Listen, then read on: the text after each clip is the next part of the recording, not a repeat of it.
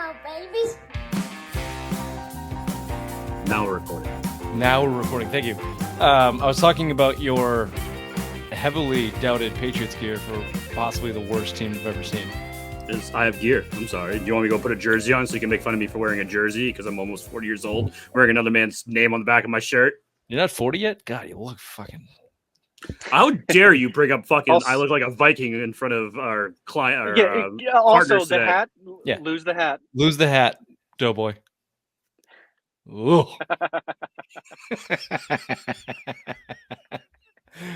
Oh, boy. For any listeners, Ray... God. As we said in our morning meeting this morning, looks like an extra from the show Vikings. Just one of the plump milk boys that gets sawed off at the beginning of the fucking battle. One of the ones that just pops off with a little bit of extra confidence one day, and then the head Viking just lops his head off. Not today. That's what they should do to Alex Van Pelt. Just lop his fucking head off. Welcome to this is my sports show. Snapshot Week 5 edition. Nice thumbnail, Ray. I assuming that you couldn't figure out how to change the size of the text on Patriots and Dolphins, or you just ran with it. Yep, no problem. We'll talk about it after. Looks good. Appreciate it. Thank you. Yep. Week 5, absolute. I hesitate to say rock bottom because it may get worse. It may just get a little bit worse. I guess we'll wait and see. But here's your snapshot from the Patriots loss to the Dolphins. We're going to kick it off with some short opening takes, as we always do. Ray, you're on suspension. You go first. Thanks, Rich.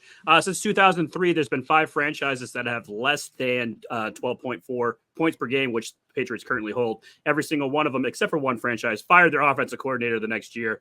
I think the Patriots will do the same. They will be firing Alex Van Pelt come season's end because this offense is atrocious.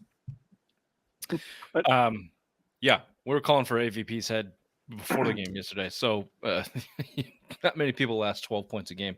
Bobby, your opening take. If trash bag organizations like the Chicago Bears and the Commanders can figure out how to make a rookie quarterback successful, why can't Denver? Don't forget Denver. Bag, sorry for interrupting. Denver. They're not quite so trash bag. They're average. But if they can do it, why can't we? It should have been the plan from day one to get Drake May ready, not to pussyfoot around this the whole time. Yeah, we said this last week. Where do you start with the suck? But I'm going to start with the online bitching about that catch that was not a catch because of the fucking rule. I don't know if it's desperation or just sadness. Either way, anybody listening out there, all of your energy as a Patriots fan should not be worried about whether that was a catch or not from Jalen Polk. It wasn't. It should be directed 100% at the Krafts, at this Krafts family that has run this organization to the bottom of the league, bottom of the barrel. It's hard to say when it started because Brady and Belichick masked so much for so long. But their tendencies and the way that they operate, look, I think they were doing a lot of the same things with Brady and Belichick here. They were just masked by the winning. And right now, it's almost like they don't know how to run a good organization. We can question whether they know how to run a good organization or not, because without Belichick and Tom Brady masking everything, you can't see the warts. So all of the attention needs to go to the Krafts, and that can be about stepping in and firing Alex Van Pelt. It can be starting Drake May. It can be whatever you want. It's not going to be fire Gerard Mayo. He was their handpicked boy for 5 years, so they're not going to swallow that one. But they're going to have to swallow something. It's going to be like Tuesday Irene's at some point during the season for the Krafts, whether it's at the end or in the middle. That's where all my energy is focused on this point. The organization is run by a bunch of boobs, like a low rent franchise. And it's more boobs in that place than P. Diddy's freak offs. Word, there you go. That's a nice close up. Just so you know, the Queen usually wears underwear to hide the warts, so maybe the Krafts could do that. Yeah, pull it up. Pull them up, you old bastards. So there you go. We got pros, cons, and observations from Chief Bobby. Rich's notes here on Snapshot Week 5, Patriots Dolphins. Welcome to the show.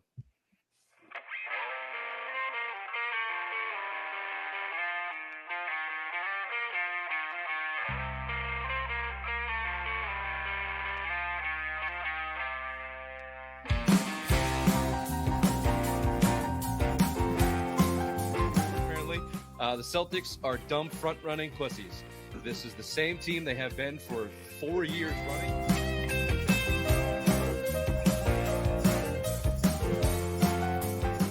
Well, my worst nightmare came true. Missoula and Mayo are friends. What the fuck? Apparently they've known each other since Virginia. They have these docking sessions where they talk about ball and managing people. I'm on vacation. I'm going to quay all these. I'm going to fucking watch them this week. Do you say quay? Is it not quay? It's Q. It's Q. It's Q-U-E. You idiot.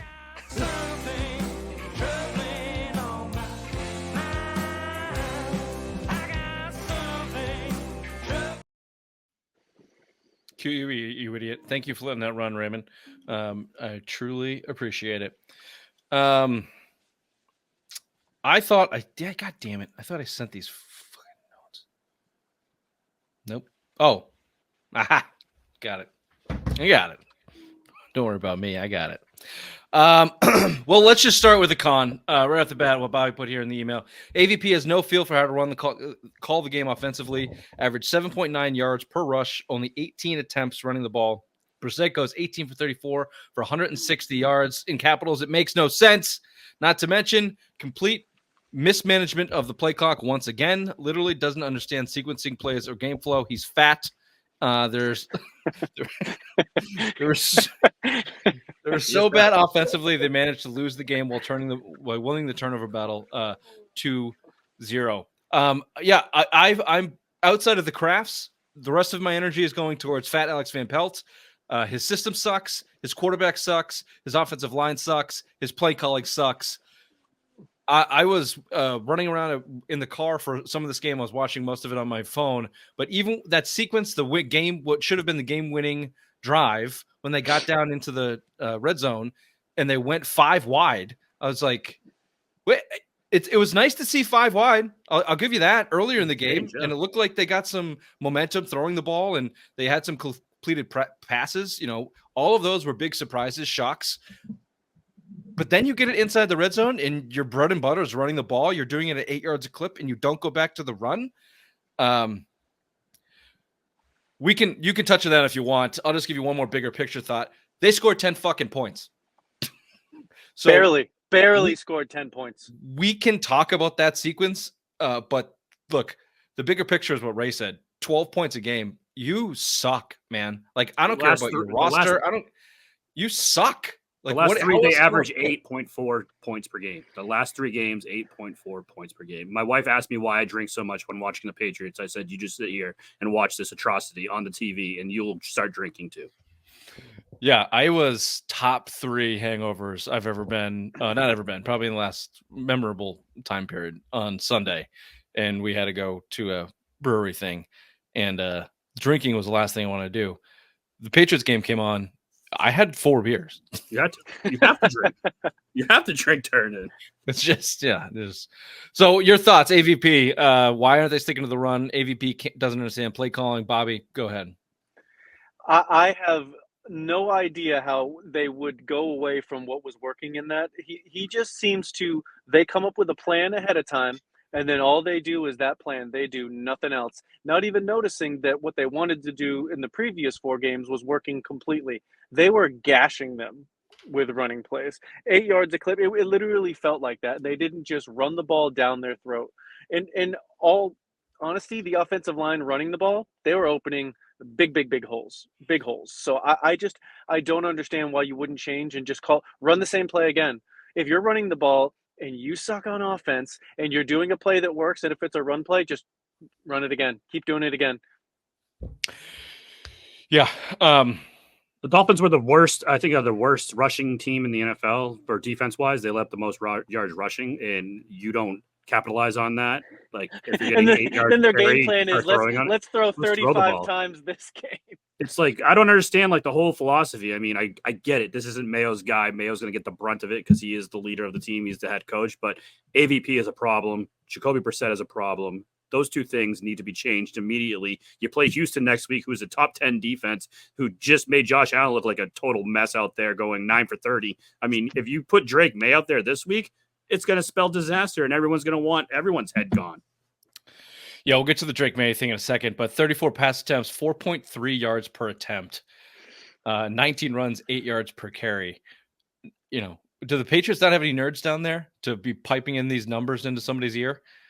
Isn't Matt Patricia's nerd still up there? Didn't he keep Evan his job? Rothstein? He's supposed. Evan Rothstein supposedly is the new Ernie Adams. He's the one up top with the I spy miss glasses. Patricia.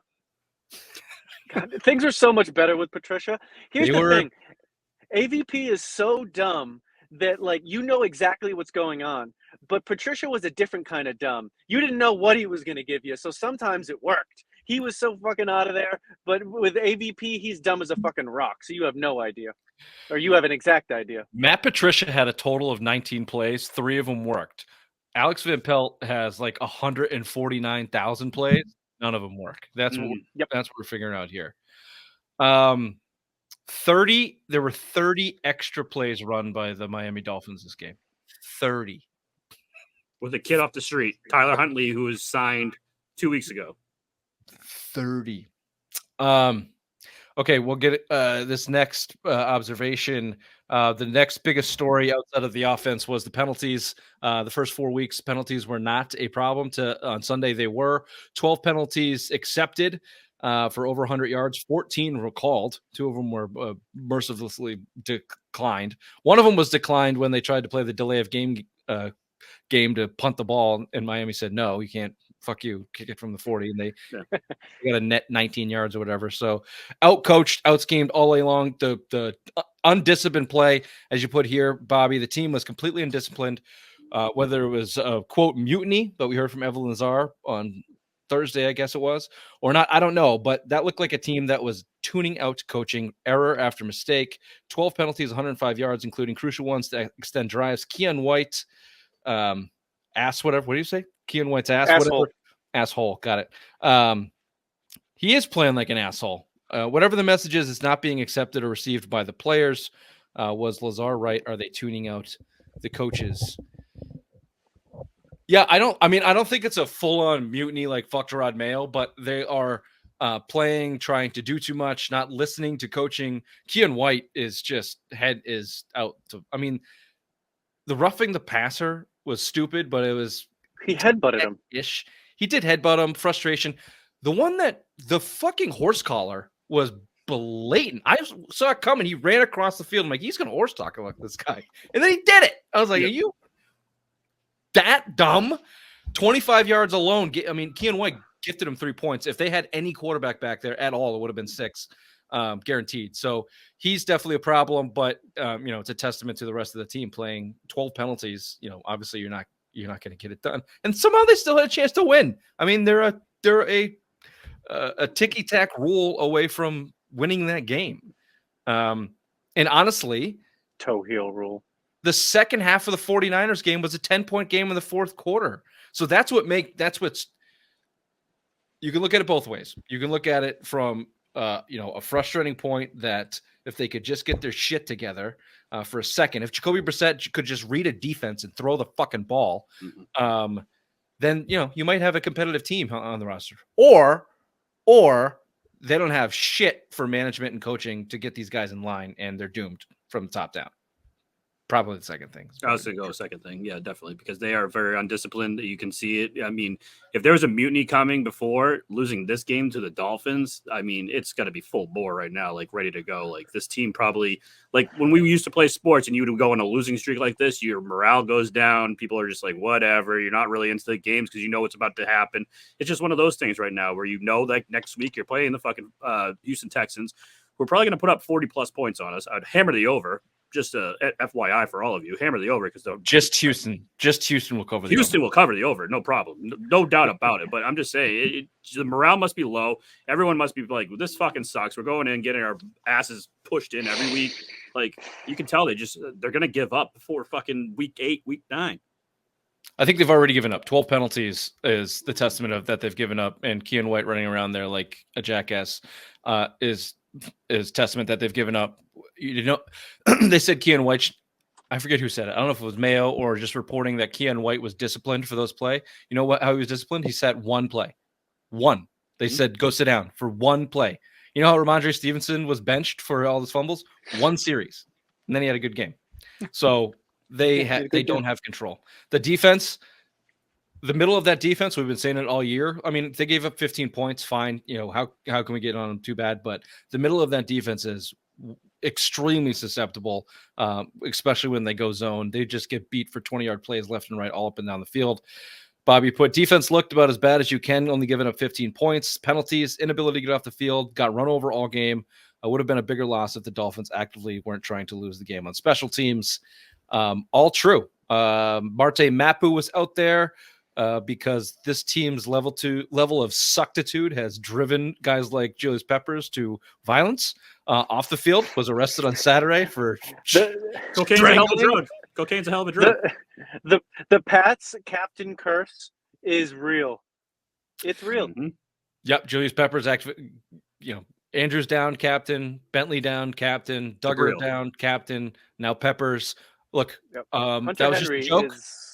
For all the fucking snowflakes out there, we do not condone domestic violence. Seemed like it was a pretty nasty ordeal there with Peppers choking out his girlfriend, beating the shit out of her or whatever he did. You're an asshole for that, Peppers. But also, kind of get it. A lot of frustration going on there down in Foxborough. From inside reporting is she was putting her feet up on his new couch. Yep.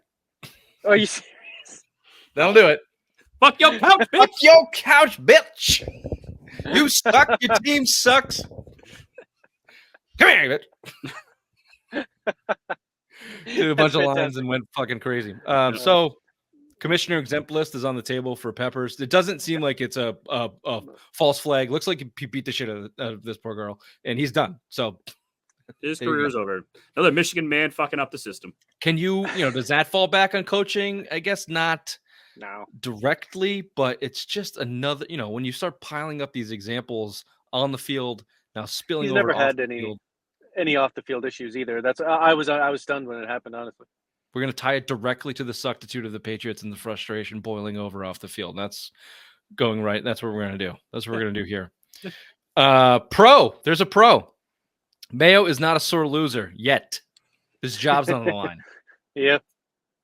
Mayo, Bobby puts, Mayo's not a sore loser. Said the Polk non-touchdown was the right call. Cool. Is there anything he can do to mitigate this disaster? You know what occurred to me on Sunday listening to the post game? You know who Mayo sounds like? Bob, you're not going to get this, but he sounds like Chris Sale. Every time Chris Sale went out, pitched like shit, got hurt, he would own up to all of it. He's like, I'm not doing enough. I get it. I suck. I got to do better. And New England eats that shit up. Take your medicine. You're admitting you're wrong. That's all great. You know when that flipped? When Boston started hating Chris Sale, and then he was like, "Fuck you!" Like I'm fine, and then they traded him. So as soon as team, motherfuckers. As soon as Mayo's job's on the line, let's see how cool he is about the right call by the refs and not being a sore loser, and taking lops. He mentioned directly when asked about the offensive play calling, he said, "It's on me. We decided to pass. It's on me," and then he purposely said. We were running the ball for like 8 yards a clip. He definitely threw that in there. I went into the discussion, but it's on me. Wow. He knows what the fuck he's doing. When he's in those press conferences, he's talking to Robert Kraft, not to you, not to me, not to those reporters. He's going, "Hey, Robert, Elliott's boy sucks. He doesn't know how to fucking play offensive football, and I got to stand up here and take all the lumps for it. We scored 10 points today. Get this guy off my team." That's what that said to me. Yep. I hope so. Can you do it? Will they do it? Can they? Should they, or will they fire Alex Van Pelt right now? Can they? They sure as fuck can. Will they? I totally doubt it. I think they're going to wait for the season to end. I honestly don't know how you would continue to run a football team if you fire your offensive coordinator in Game 5. Who gets elevated and who does all those responsibilities? Ben McAdoo. It's possible if happened with St. Louis. St. Louis was one of the teams. No, St. Louis was one of those teams that did it. The Rams, Josh McDaniels got fired midseason, and then that's how we got him back on the Patriots playoff run.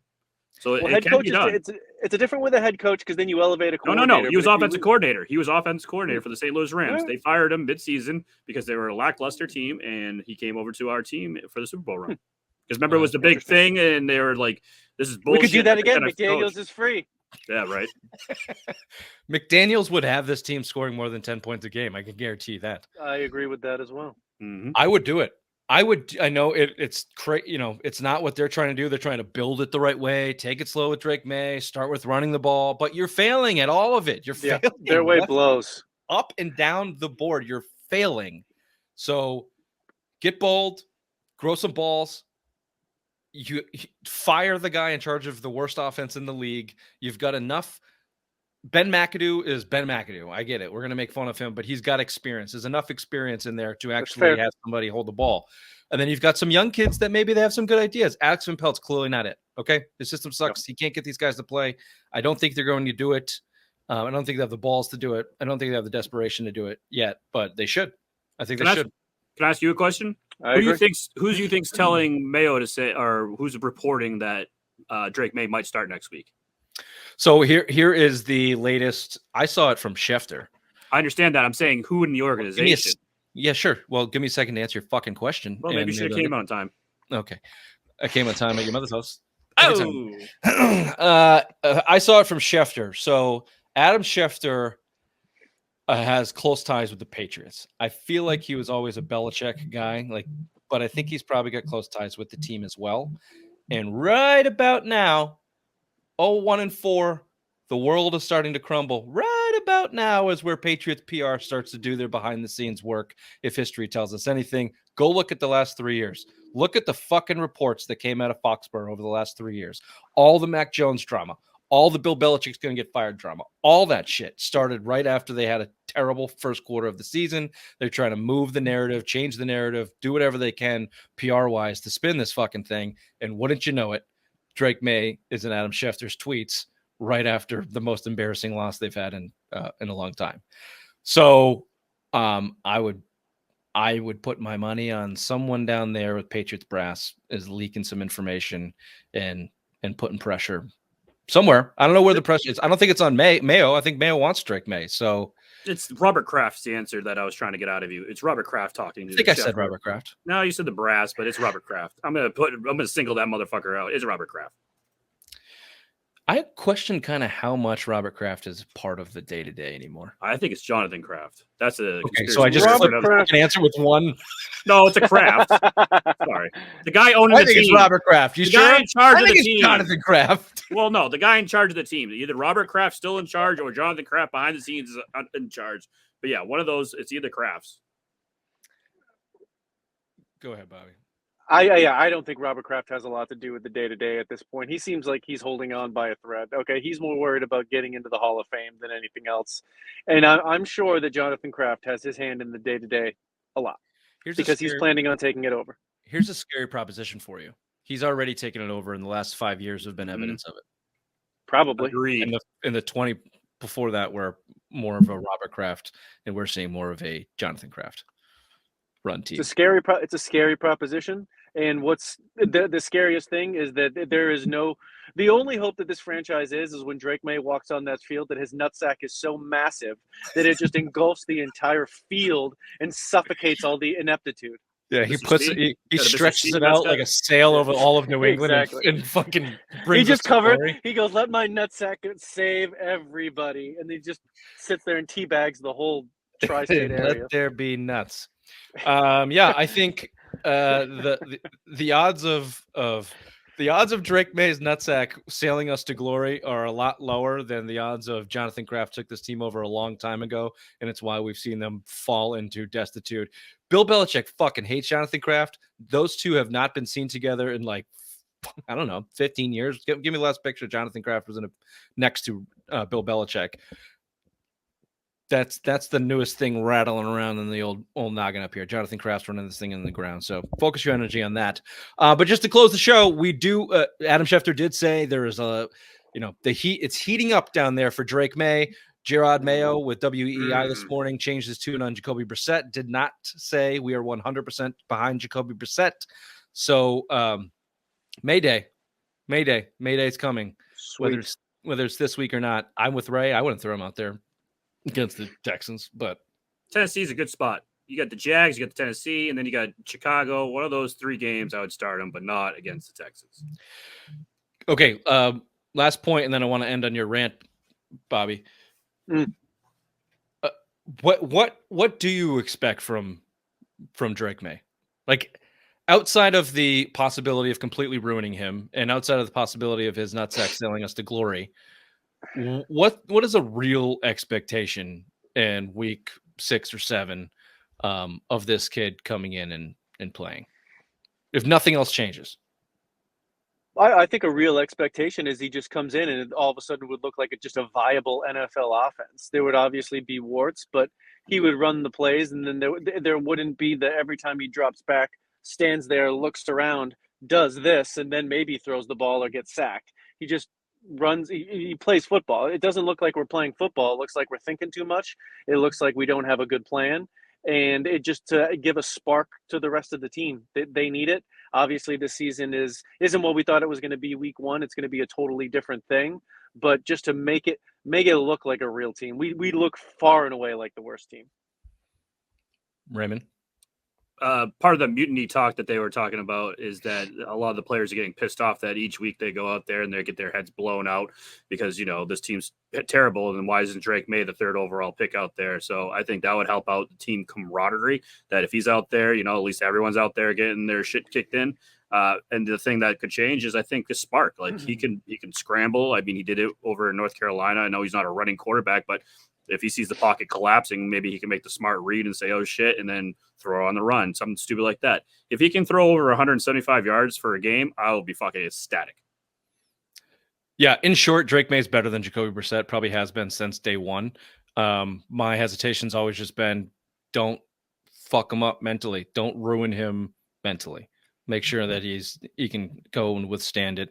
And hopefully he's got big enough nuts or as big of enough rockhead to go get his ass kicked this year and sling it around. But if he comes in, they will score more than 10 points. He will single-handedly scramble for a dozen first downs in the first 2 weeks and get them in positions to play. And you'll see Jalen Polk and Pop Douglas and Hooper and the tight ends. They'll show up on the play sheet. They'll make things happen. He'll throw picks and probably get strip sacked a bunch, and it'll still be ugly. But I think we have a chance of being fun ugly instead of boring ugly. This Patriots offensive line has the most 3rd most time in the pocket for Jacoby Brissett behind the Saints and Jets. So, I mean, it's not like the offensive line is the real – I mean, it is an issue, obviously, but they are giving Jacoby Brissett time to throw in the pocket. So let's see what Drake May can do. Raymond is coming with stats this episode. I don't know where this is coming from. Every take is just numbers behind it. Fucking I need a nap. I need a nap with all the numbers. He's the Zach Galifianakis numbers meme from The Hangover. Numbers running through my head. No, it's true. Jacoby Brissett's been a problem. We called him a problem week 2. Just, this kid sucks. He can't see the field. He can't throw the ball. He's gutsy. Get it? Does a gutsy throw to Polk? It was I'll just leave it on this. The epitome of a loser franchise and loser team is throwing the ball to the 5-yard line with 5 seconds left in the game and no timeouts and watching the clock run down as you lose the game. How many loser teams did we see do that against Brady and just go, what are you doing? Like, throw it out of bounds or throw it to the end zone. And they did that on Sunday. I was like, you got to be fucking kidding me. Like, run to the end zone. Why are you catching the ball at the 5-yard line? God. Henry running with 2 seconds left. I'm like, well, that's the game. Let's open up another beer. Yeah, they're all dropping looking my around sorrows. They got a chance. Just the epitome of a poorly run trash bag organization. That type of throw to lose. We're in it. We are in trash bag territory. Yep, we're in the dungeons. All right, we're on to Save Me Drake May because to tie this into a bow, a real nice bow, come all the way circle. I started with the Krafts. Bobby, you ended with the Krafts. Go for it. See you next time. Go ahead. Bobby. Oh, you want me to do my rant? I'd like you to do your certainly. Rant. Yeah, fuck you, Robert Kraft. Okay, this is all your fault. First, you got too cheap, and then you went through it so you could be the smart guy by bringing in Mayo and bringing in Wolf. So that way you don't have to pay for these idiots, and then you can look like you're the savior because you've said that you were the one that did it in the beginning with Belichick. It was you that got Belichick. It was you that bring in Wolf and Elliott. It's all about you, Robert Kraft. but unfortunately it isn't, and you are a moron, and you have fucked this franchise, which you said that you built. This has been the Silver Mind Sports Show, Snapshot Week 5. See you on Thursday, live Thursday, Facebook, Twitch, YouTube. And as always, your mother's ass. Boom. Exactly. Tune in, bring your friends, bring your mothers. Click the like, click the subscribe button. See you next time. Bye-bye. Bye.